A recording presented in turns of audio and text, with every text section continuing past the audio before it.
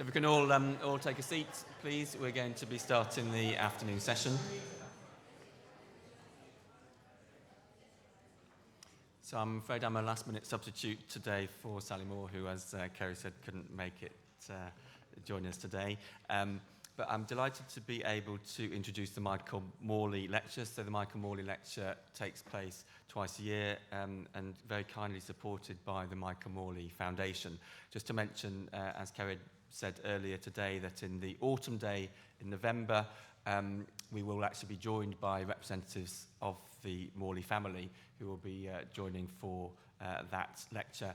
And the theme of the next autumn day is going to be reflections on the last 25 years, because following through on the 25-year anniversary of the UK Myeloma Society. So we're reflecting, including some of our new members of the Myeloma Academy.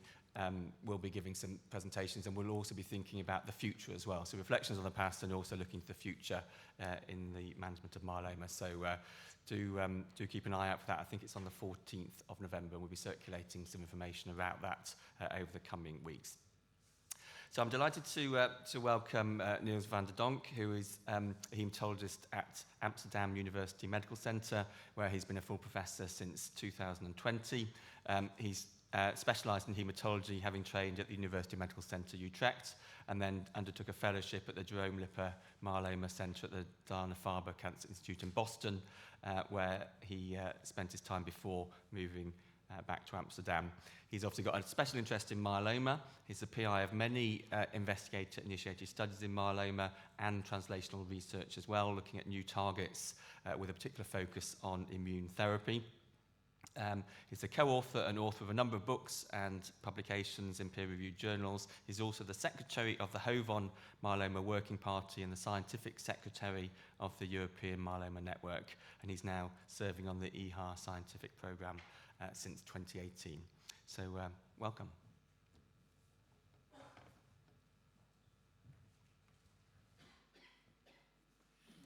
Thank you so much for your kind introduction. Here you can see my disclosures. And, well, I was here 7 years ago already in 2017. And yesterday night after dinner, I was looking at what I was discussing by then. And the topic of my talk in November 2017 was on naked antibodies, so daratumumab, isatuximab, ilotuzumab. I was discussing the recent results of Pollux and Castor, so Dara-Lendex and Dara-Veldex in relapsed refractory multiple myeloma. And we were discussing the newly diagnosed studies that incorporated a CD38 antibody.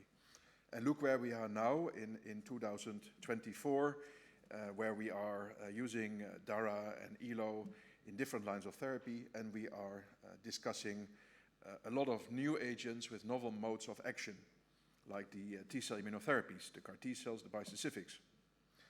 And I also looked back yesterday night after dinner when we first started treating our patients with bispecifics. And in fact, our first patient that I treated in the phase 1 trial with teclistamab was treated in January 2019 with very low doses of teclistamab, homeopathic doses almost. And unfortunately, this patient A did not respond and died rapidly thereafter. But then in March 2019, we also gave a homeopathic dose intravenously to patient M. And this patient is still visiting our hospital, is still on teclistamab now 5 years later. And every year he brings, in fact, a very nice cake or pie to celebrate this very favorable outcome, which we did not have expected, actually. 5 years in a complete remission. And he's coming now to the hospital. How often? Not every week anymore, like in the beginning, but 4 times per year. So he gets his shot of teclistamab, whatever it's worth, maybe we should stop, every 3 months. And he's living a pretty happy life, except for, well, the previously, the bone disease that occurred prior to, this effective therapy. So this shows you clearly how fast progress in multiple myeloma is over the last few years. It's incredible, I think, especially when you compare it to diseases like leukemia or solid tumors. So today I will focus on T-cell redirecting bispecific antibodies. Very briefly, I will say something about CAR-T, because otherwise I will go over my time. I will discuss efficacy, I will discuss safety, and also something about resistance and how we can learn from resistance mechanisms to move forward. And then I'm thinking of combination strategies, for example. So here you see some bispecific antibodies that are now approved. We have Blina already for many years in acute lymphoblastic leukemia. It's also effective in lymphoma, but it's not approved in that setting. We have mosunetuzumab, we have glofitamab, epcoritamab in B-cell non-Hodgkin's lymphoma. We have tebentafusp in uveal melanoma. And of course, we will discuss here all the different bispecifics in multiple myeloma. So the bispecifics targeting BCMA and GPRC5D.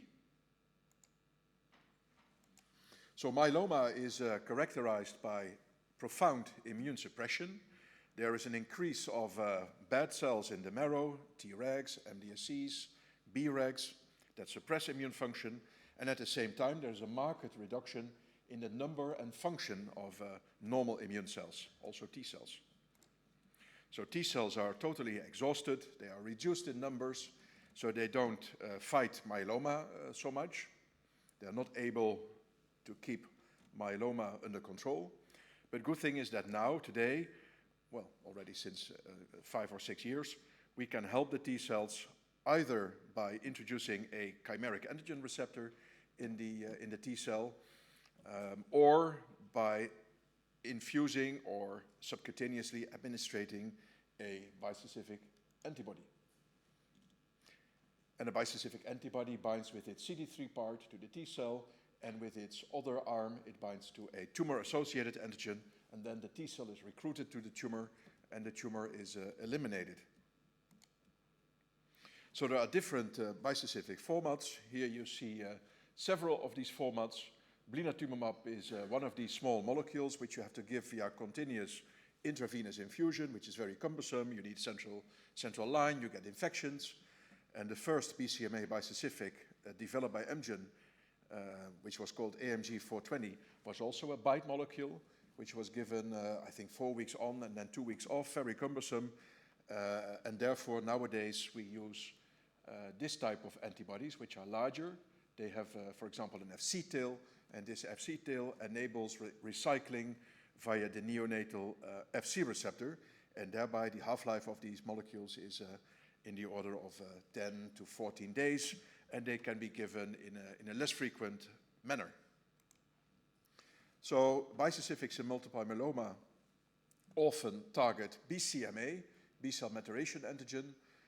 BCMA, as you can see, is highly expressed on myeloma cells from relapse refractory patients, from newly diagnosed patients, but also on healthy donor-derived normal plasma cells.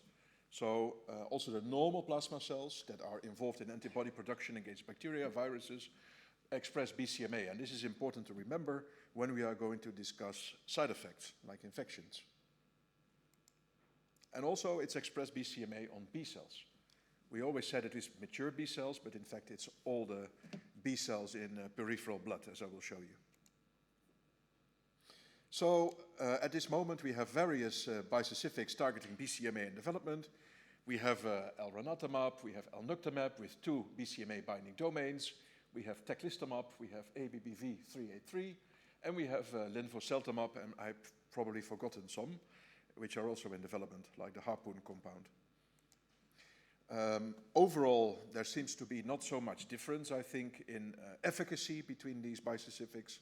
They induce a 60 to 70% response rate, approximately 12 months of PFS, and at this time we have TEC and LRAN, EMA, and FDA approved.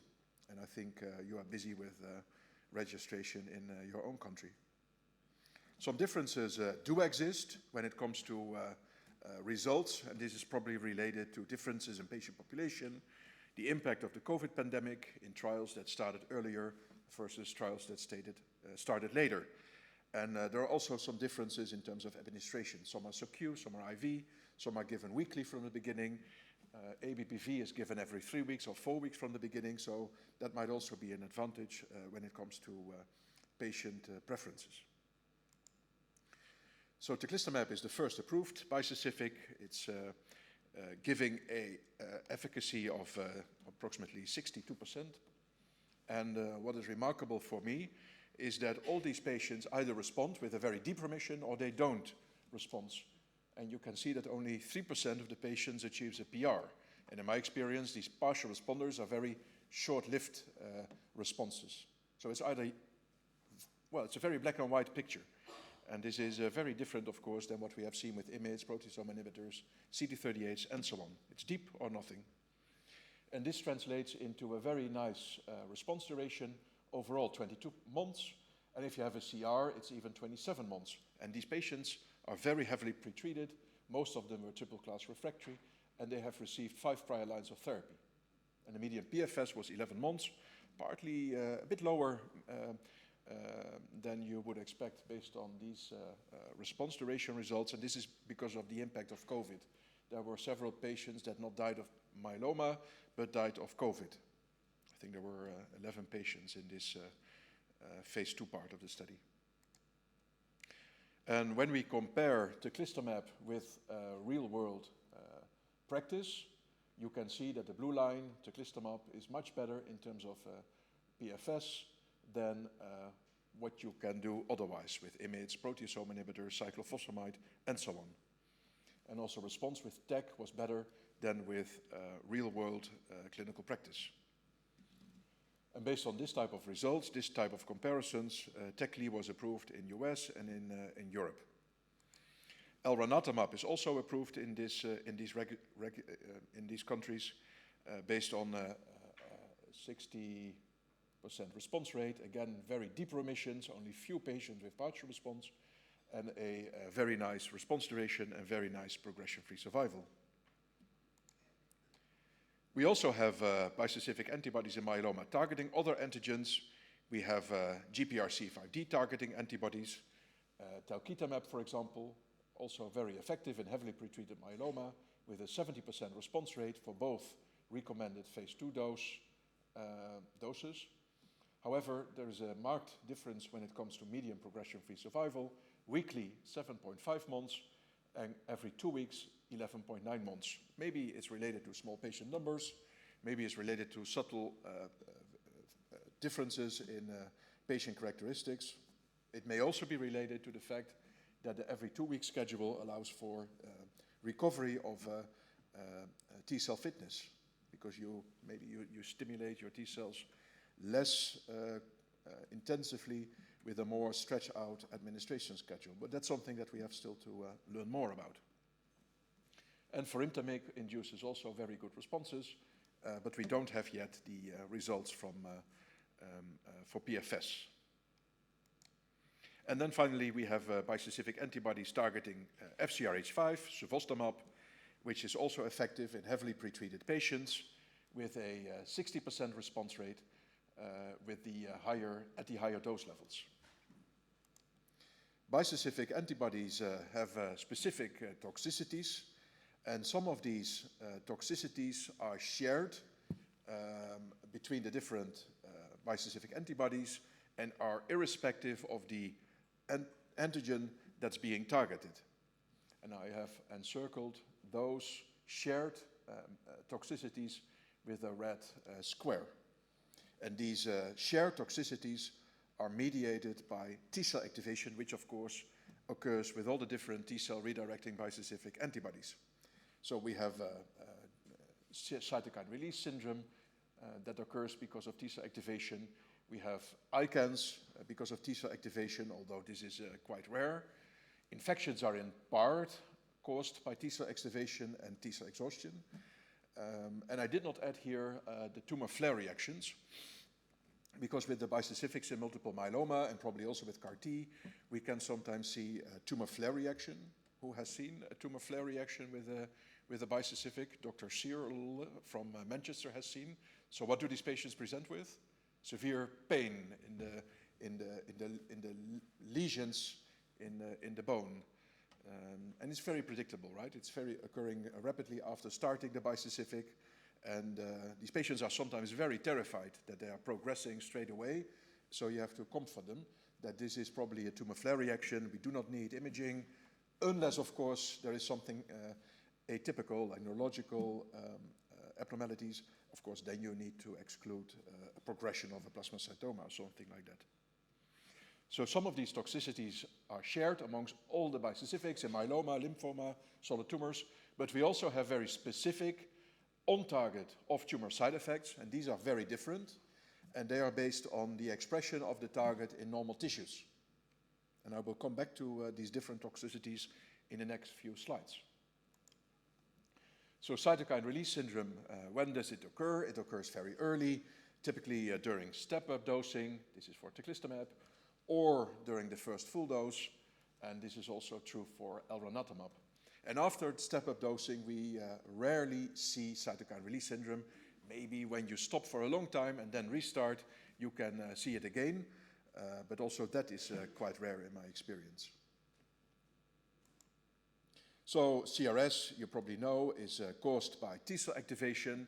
The T-cells are activated by the bispecific. They produce lots of cytokines, IL-2, interferons, and these cytokines in turn can also activate monocytes and macrophages, and they also produce lots of cytokines such as IL-6 and TNF-alpha, and altogether these cytokines may cause fever and also can cause endothelial permeability changes, leading to hypertension and sometimes hypoxia. And here you see the grading which we use in the clinic. One thing about ABBV-383, this is an interesting compound. It's not only interesting because it can be given every 3 weeks or 4 weeks from the beginning with similar efficacy as TEC and Elran and the others. But what is also interesting is that this compound has very low, relatively low CD3 binding affinity. And this leads to a more subtle activation of the T cells, less cytokine production, and this enables the administration of ABBV-383 without step-up dosing. So the patient doesn't get step-up doses, and they are only 1 day now in the hospital. However, with this regimen, your rate of CRS is still in the order of 60 to 70%, and they are trying to lower it with a more intensive dexamethasone schedule. But they want to avoid step-up doses to keep this, the administration of this drug relatively simple, because there's always shortage of beds in hospitals, probably also in the UK. Well, how can we prevent CRS?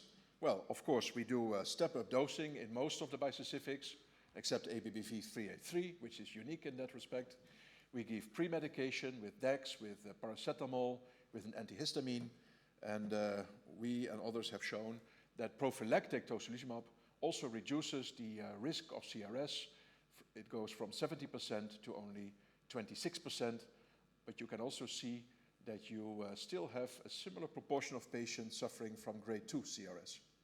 So it lowers overall CRS, but you do not eliminate some of the patients which have grade 2 CRS, which is characterized by hypotension or hypoxia. So you have to admit these patients to hospital if you are thinking about outpatient treatment with prophylactic toci. When CRS occurs, there are different management techniques.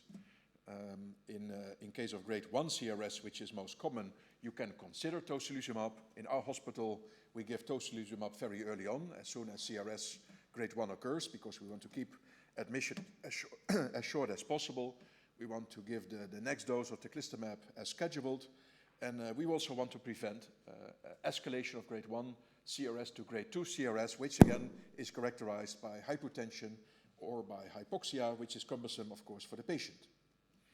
In grade 2 CRS, you have to give tocilizumab, and then steroids come into place when a more severe reaction develops. However, it's not bad to also give steroids instead of tocilizumab in case of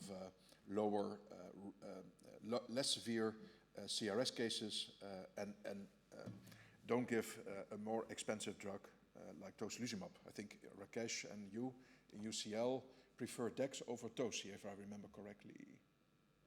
Not always, but we can discuss that. Yeah, we can discuss later. Maybe I misunderstood or I've mixed up other people.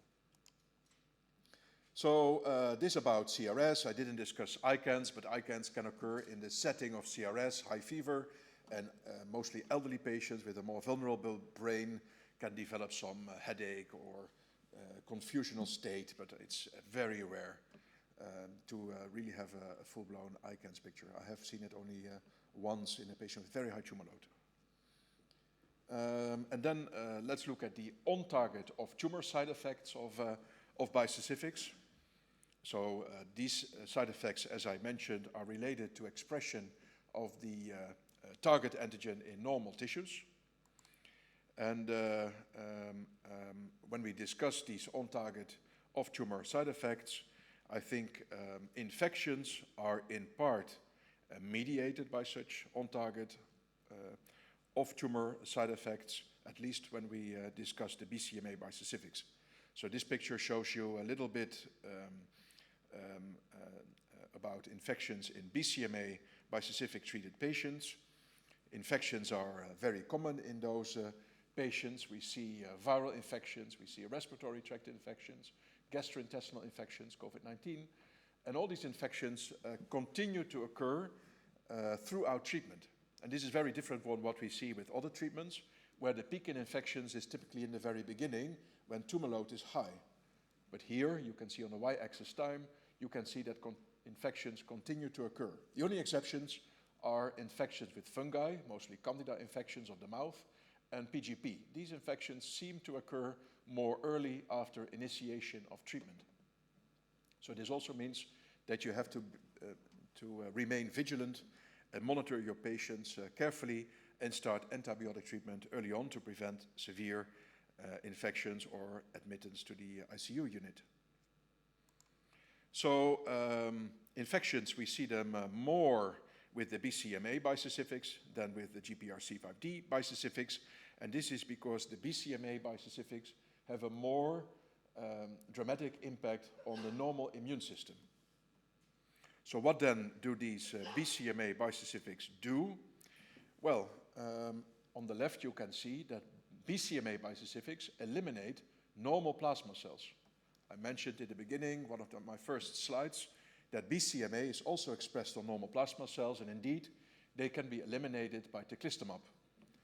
I didn't mention, but GPRC5D is expressed on normal plasma cells at very low levels, and probably these normal plasma cells are spared when you give a GPRC5D targeting bispecific.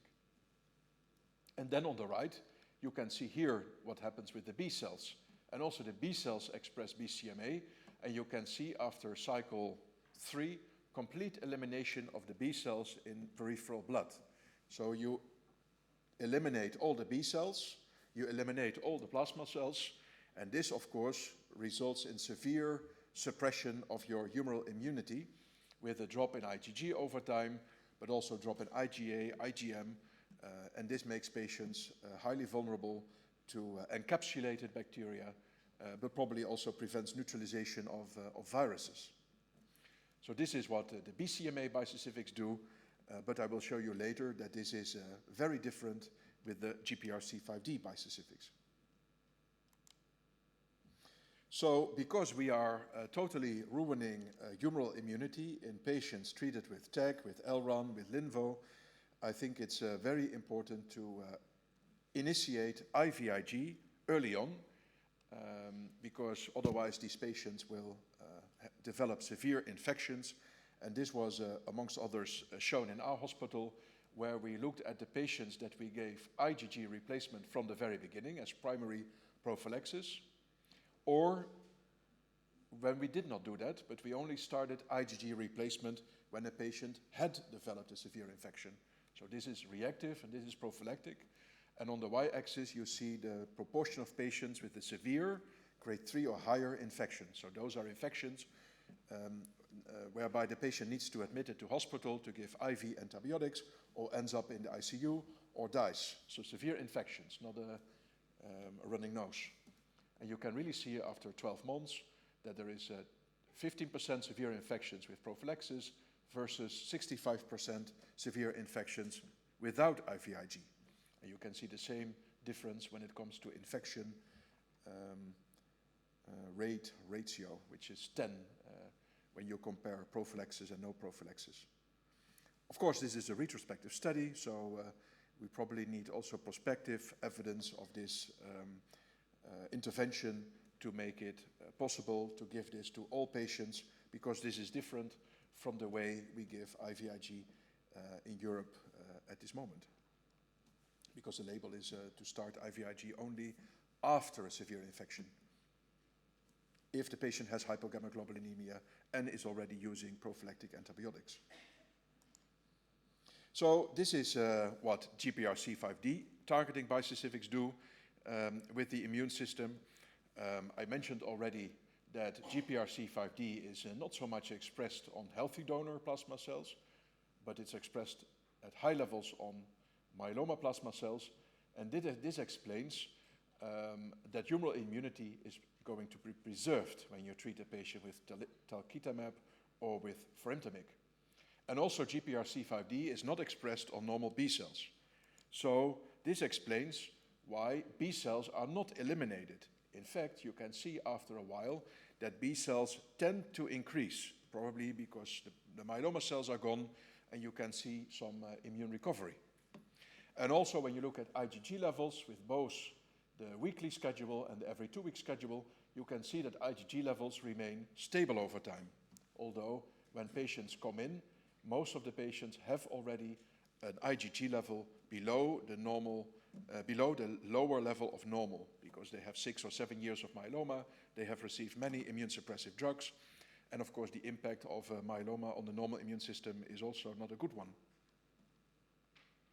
So with talquetamab we don't see this paralysis of humoral immunity, and that may explain why we see much more infections with the BCMA bispecifics than with the GPRC5D bispecifics. So much more infections with TEC and LRAN, especially severe infections, and less so with talquetamab and furosemide, and with sofostamab it's a little bit intermediate. And of course here you also have to take into account differences in follow-up. Longer follow-up means more infections. Also in a French registry we see a similar pattern, less infections with the GPRC5D treated patients and more infections with the BCMA bispecific antibody treated patients. So differences in impact on normal immune system translate into differences in infection rate. So how can we prevent infections in patients treated with BCMA bispecifics? Well, I've added here our local approach. We give growth factor support in case of neutropenia, and neutropenia is also quite common, especially after the beginning of a bispecific antibody, probably because of the local production of cytokines in the marrow, and can be seen with BCMA, GPR, and FcRH5 bispecifics. I give all my patients IVIG supplementation from the beginning, as soon as IgG drops below 4.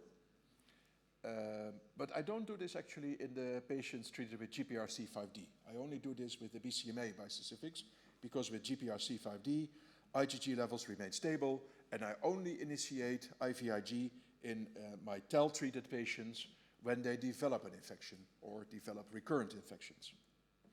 And I give all my patients with BCMA and with GPRC5D valacyclovir to prevent against herpes infections, and cotrimoxazole to prevent against PGP. And here in the UK you have also seen that cotrimoxazole also prevents bacterial infections independent of levofloxacin. This was the team study. And further areas to explore are whether we can prevent infections by less frequent dosing intervals, allowing maybe for some sort of immune recovery, or by fixed duration treatment. I think this is 2 points that need a lot of attention in the future to make treatment with bispecifics less cumbersome.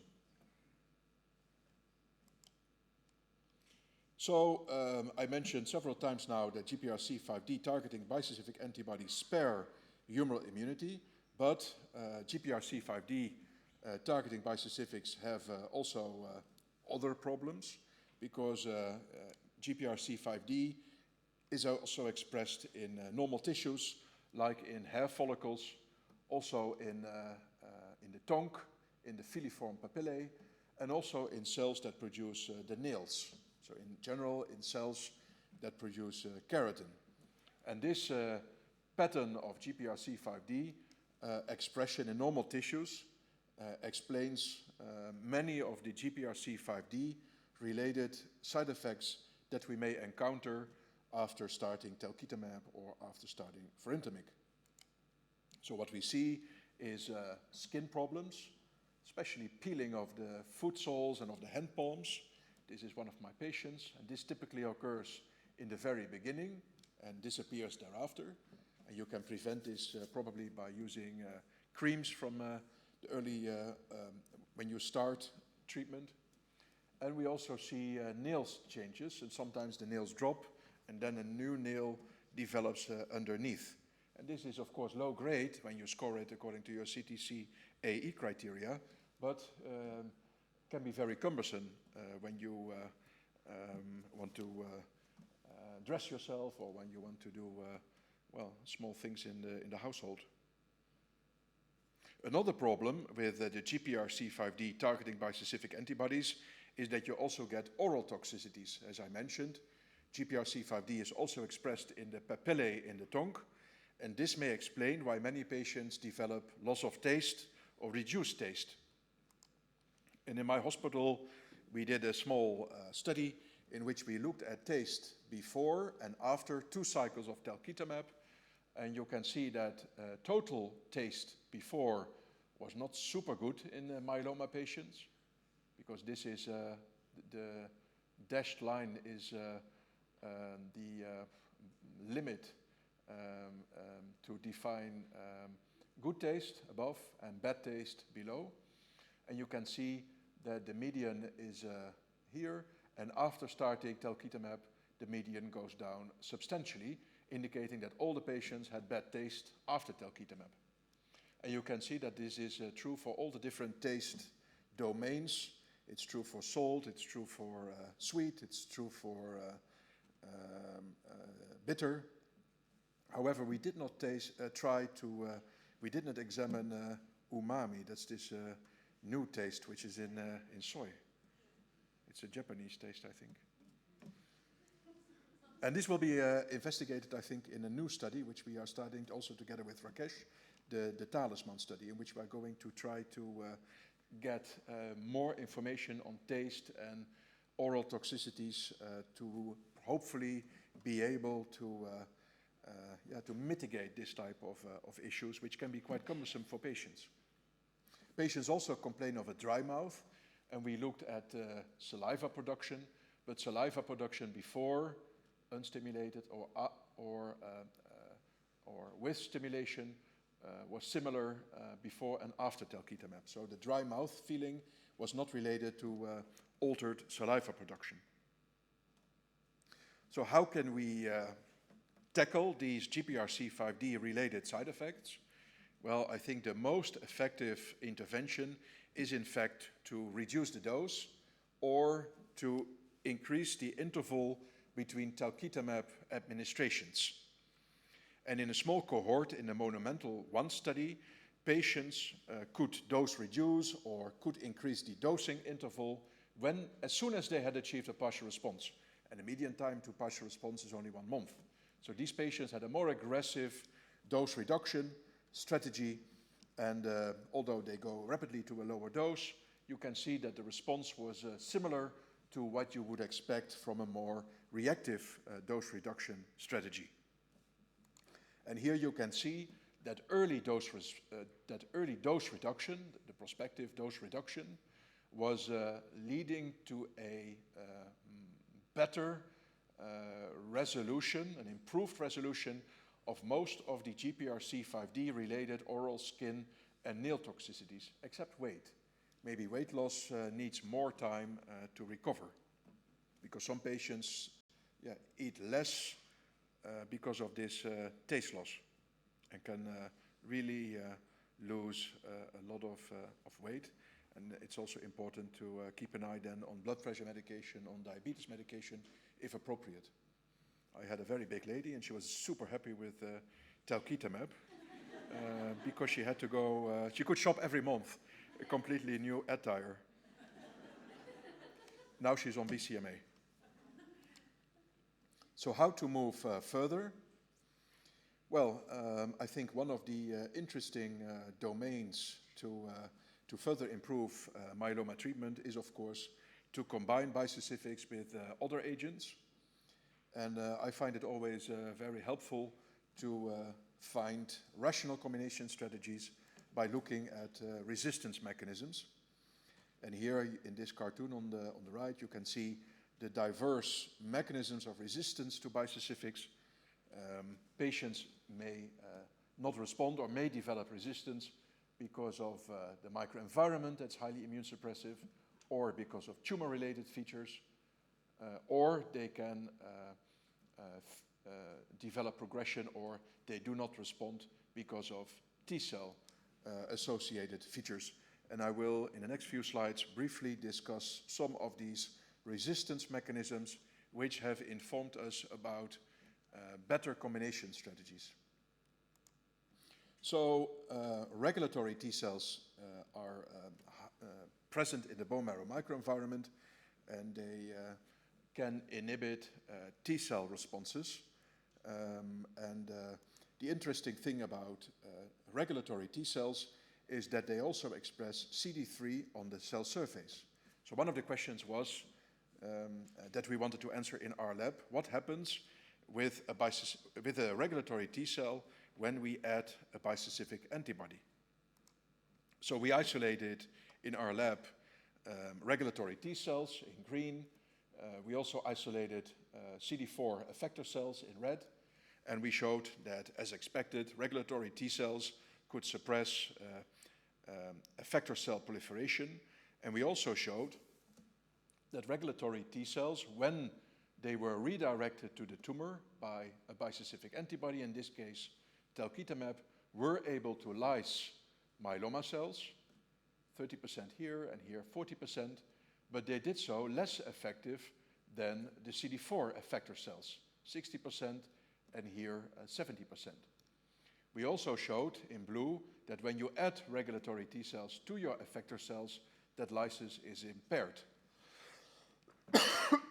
And on the right, you can see that regulatory T cells do not produce interferon gamma, that if you add them to effector cells, that they impair interferon gamma production, and the same is true for TNF-alpha, for IL-2, and also granzyme B production was impaired when you add regulatory T cells to effector cells. So this type of preclinical experiments, lab experiments, shows that CD3 expressing regulatory T cells can be redirected to the tumor. They can kill a little bit, but the most important thing is that they impair proliferation, impair lysis, and impair cytokine production of the good ones, the CD4 effector cells. This is lab work, but also in clinical studies. We and others have shown that patients with high numbers of regulatory T cells are more likely to not respond. So this is non-responder and this is responder, and you can see that they have a higher level of Tregs in blood and also a higher level of CD38 positive Tregs in blood and also in marrow. And here you can see that patients with a higher than median number of regulatory T cells have a much worse progression-free survival than those with a low number of regulatory T cells. So what can we do with this type of information? Well, we have shown that daratumumab is able to eliminate the CD38 positive Tregs. So why not combine a bispecific antibody with daratumumab to improve your bone marrow microenvironment, to remove the immune suppressor cells? Not only Tregs are eliminated, but also Bregs and MDSCs, because all these cells express CD38. And indeed, in the lab, we have shown that T cells from patients that are DARA exposed in patients, blue, are better killers than daratumumab naive T cells from the same patient. So the curve shifts upwards and to the left. And this was true for teclistamab, and this was also true for blinatumomab. So daratumumab can improve the lytic capacity of T cells, probably by eliminating the bad guys of the immune system. So the Tregs go down after DARA exposure. And we already know from clinical studies that adding daratumumab to a bispecific antibody can be effective. Early results from the phase 1b TRIM study shows that adding daratumumab to talquetamab leads to a very promising median progression-free survival, which was not yet reached with the weekly TEL schedule, and it was 19 months with the every 2 weeks TEL schedule. And this is especially interesting, I think, when you consider that more than half of these patients had previously been exposed to anti-BCMA, and almost all these patients were anti-CD38 refractory, so had been exposed to daratumumab or isatuximab before. And now the MajesTEC-3 study is further investigating TEC with DARA in DARA-sensitive patients versus standard of care. And there is also a study in which, phase 3 study in which DARA is combined with TEL, ongoing at the moment.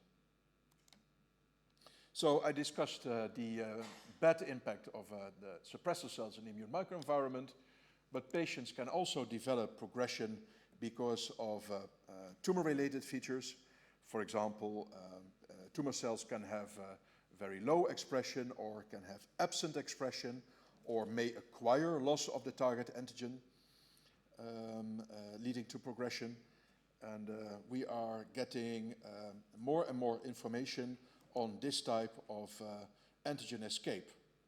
This is, for example, data from the Canadian group, which showed that patients treated with a BCMA bispecific can lose BCMA expression because of biallelic BCMA loss or because of mutations in the extracellular BCMA bispecific antibody binding domains, or a combination of both.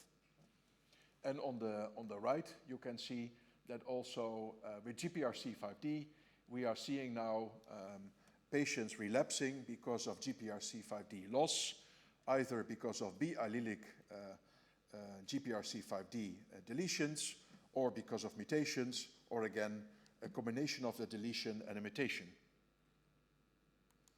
So how can we prevent antigen escape? Well, we can prevent antigen escape by targeting at the same time two different myeloma-associated antigens. And that's why in a different study, teclistamab targeting BCMA and talquetamab targeting GPRC5D were combined, and this combination of two bispecifics led to very promising response rate, especially in the setting of extramedullary disease. In this setting, we see at the recommended phase 2 dose a 85% response rate, and this is much higher than what you would expect with teclistamab alone or talquetamab alone, because when you treat patients with extramedullary disease with TEC, you see a 30% response rate, and a similar response rate of 30% you see with TEL alone. So this is more than what you would expect. And also the median PFS of 10 months is much longer than the 3 or 4 months than what you would see with either agent alone. So maybe in the future, we will use a combination of two bispecifics in specific subgroups with very high risk of antigen escape or specific mutational profile that makes them prone to develop antigen loss. For example, deletion 17p carries a higher risk of developing BCMA loss. And finally, I mentioned already that also T-cell related characteristics can lead to non-response, primary resistance, or can also contribute to acquired resistance. It's not only T-cell fitness, it's also T-cell frequency that is important. And in the lab, we have shown, for example, that when you increase the number of T-cells, then you can improve your response substantially. Both with teclistamab as with talquetamab, you see dose response shifting to the left when you improve your effector to target ratio, and this is not very surprising. And this is also seen in clinical studies where T-cell numbers matter. So here you see a higher T-cell count in responders to teclistamab, both in terms of frequency as in terms of absolute counts. Responders have more T-cells than the non-responders. But it's not only the frequency, it's also the quality of the T-cell that is relevant, because in this study it has been shown that patients that do not respond have a higher frequency of T-cells expressing PD-1 or expressing TIM3 or expressing the activation marker CD38. And CD38 is not only an activation marker, CD38 is also a molecule that is involved in immune suppression by being involved in the local production of adenosine, which impairs T-cell function. So T-cell fitness at baseline seems to be relevant when you are considering a patient for bispecific antibody treatment. But T-cell fitness may also be affected by bispecific antibody therapy because with the bispecific antibody you are continuously activating T-cells, and this continuous activation of T-cells may lead to T-cell exhaustion, so reduced T-cell fitness. And a reduced T-cell fitness over time may also contribute to the high rate of infections that we see, but may also contribute to relapse. So in our lab, we have looked at the blood of patients treated with bispecific antibodies, and we harvested blood at baseline, after 2 months of bispecific antibody treatment, after 10 months of bispecific antibody treatment, and at the time of progression. And you can see that both in CD4 cells and in CD8 T cells, you see an increase in checkpoint inhibitors, in PD-1, in TIGIT, in TIM3, but to a lesser extent.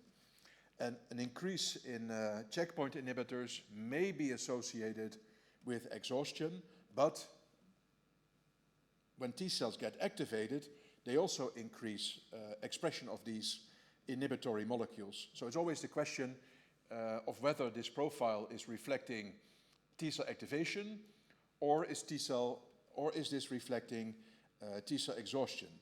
However, we know from chronic infections, hepatitis C, HIV, that when these molecules are upregulated for a prolonged period of time, many months, like in this case, then it's more likely to reflect T cell exhaustion. So to further investigate this phenomenon, we also looked at functional characteristics of these T cells. And what we did was that we stimulated these T cells from patients, for example, with CD3, CD28 beats, or we stimulated them with TEC and TEL in the presence of a myeloma cell line. And you can see, for example, here with the CD8 T cells, that bispecific antibodies reduce T cell proliferation, most pronounced at the later time points, but already present after 2 months of teclistamab or talquetamab. So T cell proliferation goes down when you use beats. And we also found that the killing capacity of the T cells was reduced when you are activating, stimulating these T cells continuously with a bispecific antibody. So here you see, for example, at baseline that myeloma cells were killed by 75%, and this goes down to 50%, and this was even more pronounced at the time of progression, where the T cells kill only 20% of the myeloma cells. So this increase in inhibitory molecules leads to less proliferation, reduced killing capacity, and also cytokine production and granzyme B production went down after continuous exposure of the T cells to bispecific antibodies. And here you can see, for example, with IL-2, that also early, but also later, IL-2 production is severely impaired after chronic exposure of the T cells to a bispecific antibody. And you can imagine that this different functional profile of T cells may contribute to infections, viral infections, but may also contribute to relapse because there is less control over the residual tumor cells. So how can we, in theory, improve T-cell fitness, or how can we prevent T-cell exhaustion? I think the IMiDs, the cell mods, are potentially interesting in this respect. Laboratory research has shown that cell mods and IMiDs can prevent T-cell exhaustion, probably by providing T-cell co-stimulation. And early results from Monumental 2 also show that POM plus talquetamab is a promising combination strategy with, at the weekly TEL schedule and every 2-week TEL schedule, a 93 or 84% response rate in patients that were quite heavily pretreated, 3 prior lines of therapy, but only few of these patients were POM refractory. So most of these patients had never seen pomalidomide. But what is interesting is that the 9-month PFS rate, I think, looks very good, 93% with the weekly TEL and 75% with the every 2-week TEL schedule. And we have to learn more about this combination with longer follow-up, but I think this could be an interesting combo, whereby also the hematologic toxicity was not exacerbated over and above of what you would expect with either agent alone, which was probably different when you add pomalidomide to teclistamab. I think we see more neutropenia in that setting.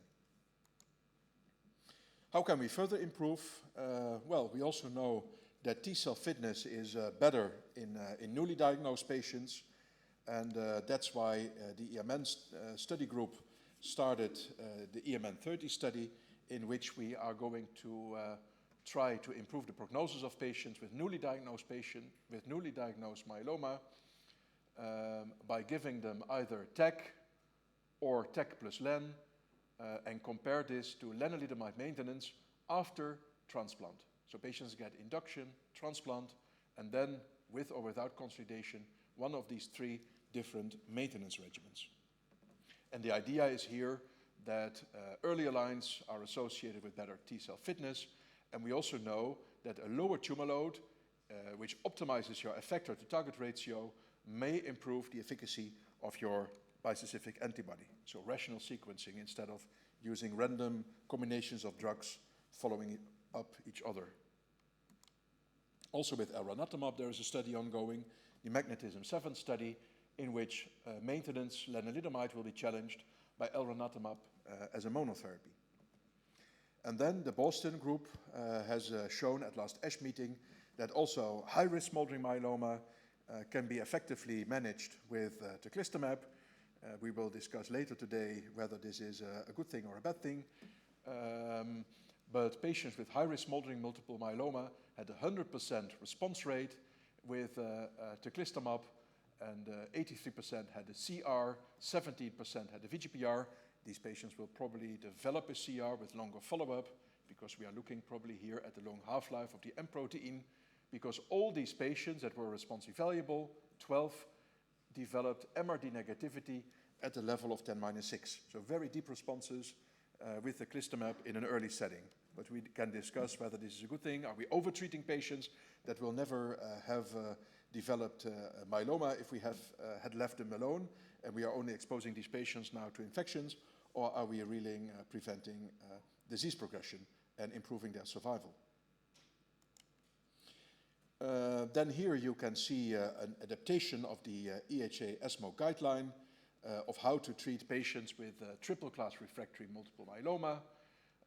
Now, with the recent approvals of CAR T-cells in Europe, the approvals of bispecifics in continental Europe, we are now treating these triple-class refractory patients very differently than we did in the past, when we were only able to recycle drugs that were given before in a different combination.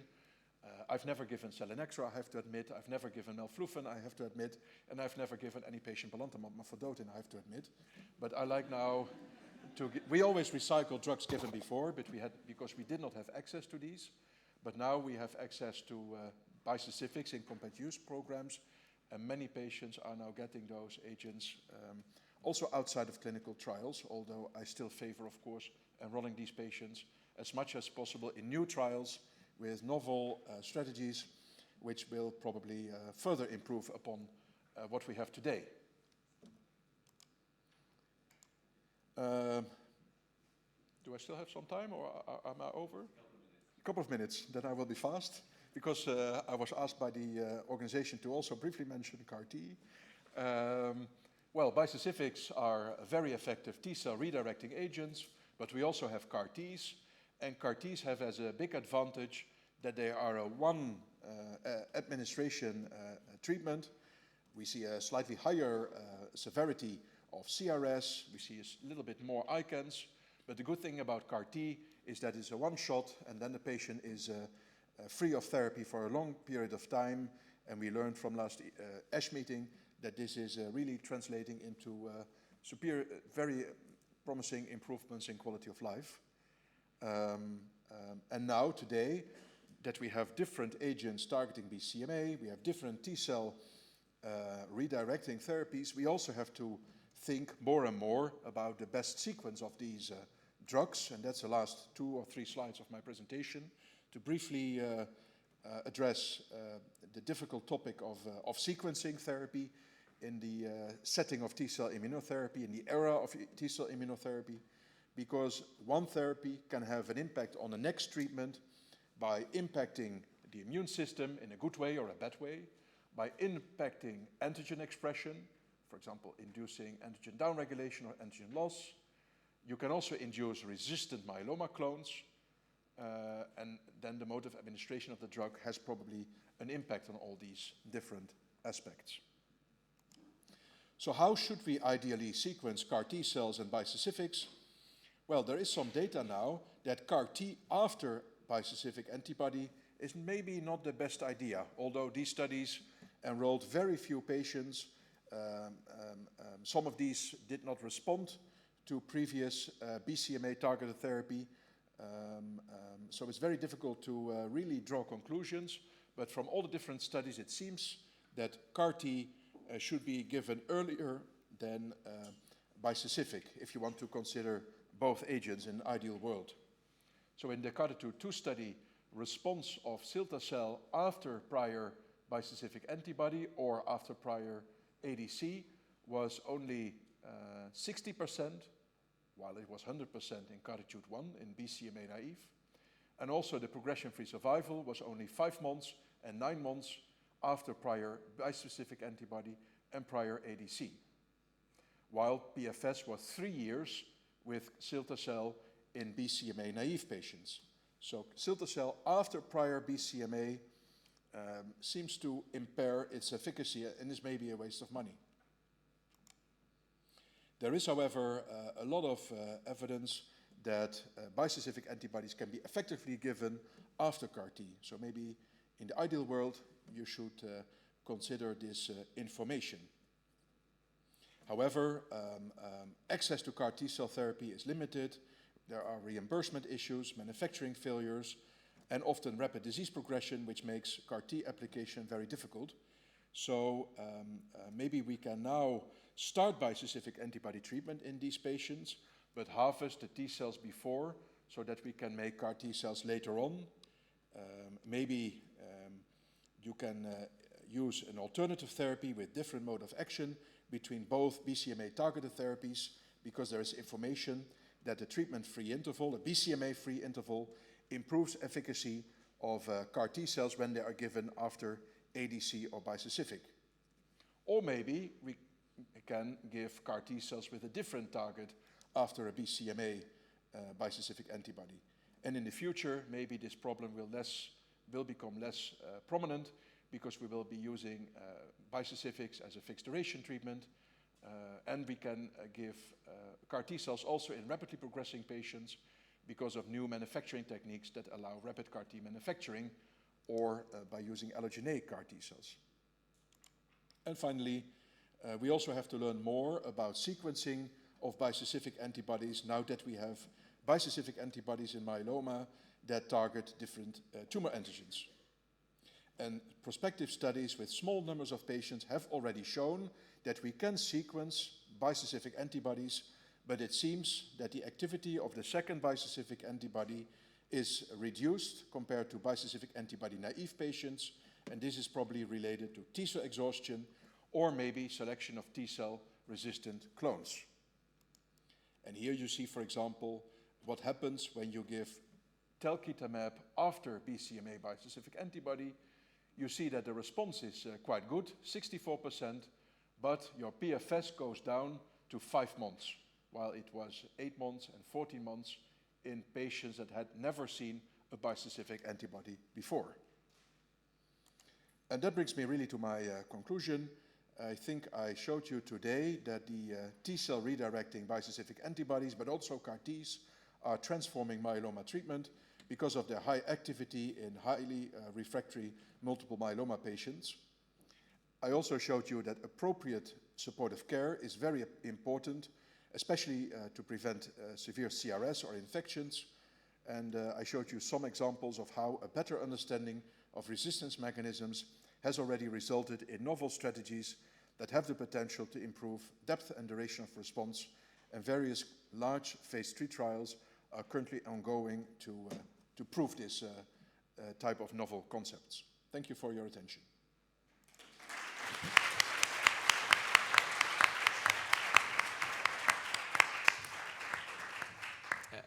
Thank you very much, Niels. That's a fantastic overview, both of the science but also of the practicalities as well. Can I just remind those online to post any questions on the Q&A on the chat, please? Any questions from the audience here, just whilst people are typing? Kerry. Thanks, Neil. Great talk. You mentioned that the BCMA bispecific responses are usually very deep, so CR or VGPR being very common. In your experience, what's the situation with GPRC5D? And if the responses aren't as deep, do you think that's anything to do with the lower impact on normal plasma cells, or perhaps the MGUS-like clones secreting and giving it a lesser response? Also with the GPRC5D bispecifics, I think most of the patients achieve a deep remission, VGPR or better, and the ones that have a PR and don't have further deepening of response over time, in my experience, are the ones that develop early progression. So I have not seen patients with PR with prolonged MGUS-like behavior. Maybe in the future we can intervene. That's also a possibility. If we see that response doesn't deepen further, remains PR or remains minimal response, maybe we have to add something to boost T-cell fitness, maybe a checkpoint inhibitor, maybe an IMiD, maybe a CELMoD. So that could also be a strategy to not combine the drugs from the very beginning, but do this in patients that are not evolving rapidly into a deep remission, which is needed for a prolonged response. Thanks. Thank you. There's a question online, and it's probably an impossible question, but if you could only have access to one bispecific antibody, which one would it be? Well, I think there are now so many. For the BCMA bispecifics, I don't think there is so much difference in efficacy, not so much difference in safety. I think they are pretty much giving the same balance, with some differences in sub-Q or IV administration, weekly versus every 4 weeks from the beginning. And I think, well, if you are familiar with one, I think that's also important, because then you don't make mistakes. That you don't skip one step up and give the wrong step up and end up with severe CRS, which happens actually in my hospital once. We forgot the first step up and we gave the second directly, and this patient in a compassionate use program developed severe and prolonged CRS very early on. And so I think that's also important, that the doctor knows all the details on the administration schedule to prevent mistakes. And then, well, maybe the question is also BCMA or GPRC5D. I think I have patients that have a history of infections. For example, patients with chronic obstructive pulmonary disease, asthma, COPD, and these patients are typically having recurrent infections with the BCMA bispecifics, and then I would prefer to start a GPRC5D bispecific earlier in these patients, with good experience up to now. For example, I have a patient in my mind that has COPD. I started with talquetamab, and he had no infections. at time of progression, I had to move to teclistamab, and he had a miserable couple of months, and I had to stop the BCMA bispecific despite all the interventions that I did, going to high IgG levels and so on. I stopped teclistamab, and now he has a treatment-free interval already 1 year, I think, and now he's back to a very good quality of life. So hopefully he will enjoy that longer. So GPRC5D I prefer in patients with a history of recurrent infections. Otherwise, I think I prefer to start with a BCMA bispecific. And just following on from that in relation to infections and efficacy as well, you talked about the concept of T-cell exhaustion and potentially increasing the time interval between doses, and then there's also having fixed duration. If you, I'm asking to speculate, but if you had to kind of extrapolate as to what you think would be the most effective way at maintaining effective disease control and at the same time minimal infection, which do you think is probably more important of those two? I think that's the golden question. The very important issue. I have to in Qui and also Emma, we go to IMS. That's my talk there, the optimal duration of treatment. And I think we need studies, in fact, to really inform us about fixed duration treatment, to inform us about maintenance strategies, and hopefully in the future we can identify patients which are able to stop for a very long period of time and benefit from a prolonged treatment-free interval. I have one patient in my clinic which developed in the early days severe sepsis. He had to stop teclistamab after 1 year, and he's now in a complete remission already 3 years of therapy, which is amazing, of course, when you consider that this patient had continuous therapy during the rest of his myeloma life, during the previous part of his myeloma life. So I think the key question is, how can we identify patients that benefit from a treatment-free interval? Is it the immune profile? Is it MRD? Let's see. Thank you. Any last questions from the audience? No. Well, thank you very much for your presentation. It's fantastic. We've just got a little presentation for you as well.